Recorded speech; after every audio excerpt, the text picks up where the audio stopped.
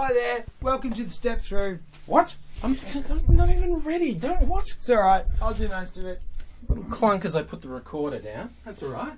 So Alright. the boss of us, Angry, said, we're going to do the Gobs 2012 video. And I went, I said that. Cool. He did. He said, you got it or I'll beat you. And so we did that. And so how we did it, and how we do a lot of things, this is step through. Number one, ding, consideration. This is a parody, so what we've done is we've watched the video about 5 times, and we've got a transcript of the video, and we've said, what do we like in this, and what don't we like in this, and we liked pretty much all of it. So we wrote it out again. Oh, 80 cents. So then we've gone through what we've written and said, who is watching, this is consideration number one, who is watching our video? Well, it'll be mostly the Angry fans at first, but then hopefully lots of other people as well. Hopefully. What do they need to see? Well, they need to see the plastic that the girls were trying to get across about the Coney world. You understand that? They need to see the plastic that the girls were trying to get across about the Coney world. So we've decided to go real plastic and make it a corporate training video because that fits the bill. Yeah, I mean, that was the first thing that occurred to me when I thought, because I looked at when, you know, there was a bit of a furor about the girls in the video, and I looked at it and I was going, okay, they actually don't say anything that terrible. Their number one overwhelming mistake was that they just sat there and did it, which is tempting because that's so easy to do now. You can just make camera go and say things to it. While a lot of people appreciate, you really can't get that top button undone. That top button undone. I was going to just let you go, but I want to break the shirt. I don't really wear this one anyway. There you go. Thank you. So, can you do my cuffs now? AIDzee's hands don't work that well. Which is another thing. You've got to plan when you're doing videos. You've got to plan for you. If I'd left him in that shirt, it's next best thing to a straitjacket. He'd be trapped in it forever. Okay, so you've got to plan a video. So consideration number one, who's it for? Alright, so number two, consideration of the self. Now that also links into who's it for, but consideration number two, ding. Number two is the self. Now he works for a corporate. I work as a consultant occasionally. They ring me up and say, we've got an odd problem, can you come and fix it because you're odd? Yeah, sure, I'll come and have a look at it. And so then what would be unfair to the people who employ us when we're not making videos is to bring them into it. So you don't see us going to his workplace or my various different logos up around the place unless they want to sponsor. Unless, yeah, hey, sponsors, hey. All right. So we don't drag them into it, so you won't hear about those people, you won't hear about who they are or what they're for or what they're about, because it's unfair on them. They didn't decide to be in our video with us, so we leave them out of it. The girls, for the not the Coney video, Gobs 2012, were wearing the school uniform, automatically putting the school in the video without the school's backing. Yeah. Even that little touch, wearing your casual clothes instead of your school clothes, would have made a huge difference. Would have made a massive difference. Also, too, then you go on to ding number 3, which is consideration for the production. Consideration for the production is how much money have you got to make this go? Can you buy a crane? Can you do this? Can you do that? We've decided to go ultra low budget because we've already got a great studio setup, we've already got great camera work, and we've got pen and paper, which is your number one tool in making anything good goes. Think it through. And so we've decided, we have access to business shirts and ties. We can look like corporates. And so we go on corporate videos, skeezy corporate video sales guys. Yeah, easy enough. We can get AIDzee in a shirt with a lot of tranquilizer and a few beatings. Adrian will put a tie on. And then, and here we are. So basically we've gone ultra low budget, but we've also got this beautiful blue screen backing so that we can put whatever we want that looks weird and surreal behind us. So we can gather those resources in a timely fashion. If you're spending more than a day on a 2-minute video, you're in trouble.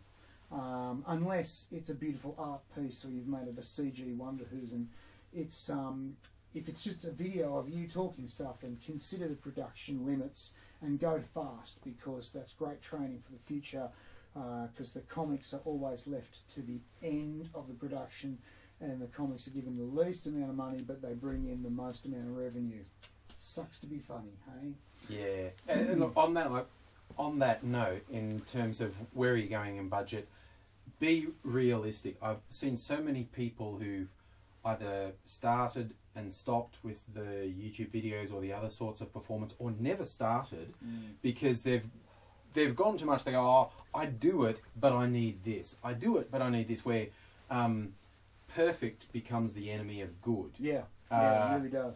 And you never do anything. Yeah. Executing 10 things that are very good, that are 75%, is far, far better than executing one thing that's almost perfect. That's right. It's immeasurably better than not executing ever at all, Yeah. because you're creating roadblocks. It's as simple as there are no excuses anymore. For the first couple of years of YouTube, people used to say, I'd love to make the videos, but I don't have a camera. And I thought, what, you're not willing to invest $100... You could a camera for about even 5 years ago, for $150, you could have got a camera that was good enough for YouTube. Yeah. Now, most phones on the market shoot video in HD, more than good enough for YouTube. There are no excuses for not making the videos. There's no excuses for not doing. Always strive to be better. Always strive for higher standards. But using it as an excuse to not doing anything... no good anymore. No. Always strive for better, but strive for better while you're making the one you're making now. Have a look at it, review, and go, okay, we could have done. So you put that into your next one. Always let there be a next one, and always push yourself to get your up out of the bloody in front of the screen that you're looking at, and make yourself go, because one thing that's a bit fnair is better than nothing that was brilliant. Yes, and plus, shit doesn't happen overnight, unless you're really lucky. Being the most talented, most gorgeous, funniest person in the world is not a guarantee of success, particularly not overnight success. You can point to a million people, well, not a million, but a whole bunch of people on YouTube who got success relatively early without having done that much, and that's some combination of them being lucky, good-looking, executing well, executing just with nice timing. They did the right thing at the right time. Pure luck sometimes. That's luck sometimes, you know. But, you know, expect to push your load up the mountain for a couple of years. Yeah, I have no time. And, like, been on YouTube for about 6 years now, and for the entire time I've had people going, oh, how come I can't get people to watch my video? How many have you made? 3... And how long have you been trying? 2 weeks now? No, okay.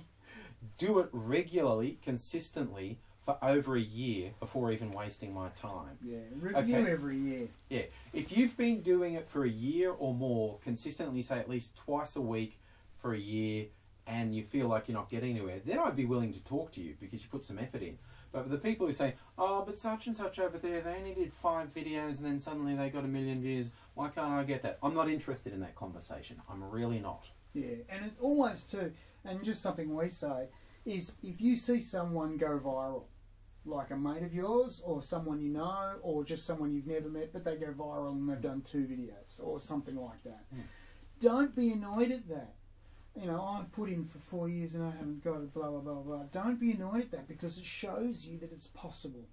It shows you that those heights exist, and it shows you that you can have that at some, you know, people get it. So if it still exists, if videos still go viral, then one of yours might. And, you know, you've got to look in every rubbish tin for the whole hamburger, not just the first 2. Yeah, and for another slightly more palatable analogy, for lovers of traditional Australian children's books, when you're looking at the attention pie and taking slices, you don't say, that guy's got all the attention, I'll never get anything, because it's like the magic pudding. It's all still there. Take a slice and the pie's not any smaller. That's not how the online video world works. It's just always there. The attention never goes away. And if attention's coming to YouTube, it's coming toward you. Yeah. Take advantage of it. Don't complain about it. Don't complain that guy's got 5 million views on his video that you don't like. Revel in the fact there's 5 million people watching videos. Fantastic. Great. Let's go get some. Okay, so that's our words of wisdom for today. 1, 2, 3. And Consideration of other, self, and production, and you'll be fine, mate. Yep, and we might do a bit more of this in the future, but for now, see you later. Bye. Yeah. Can you help me with my shirt? Yes.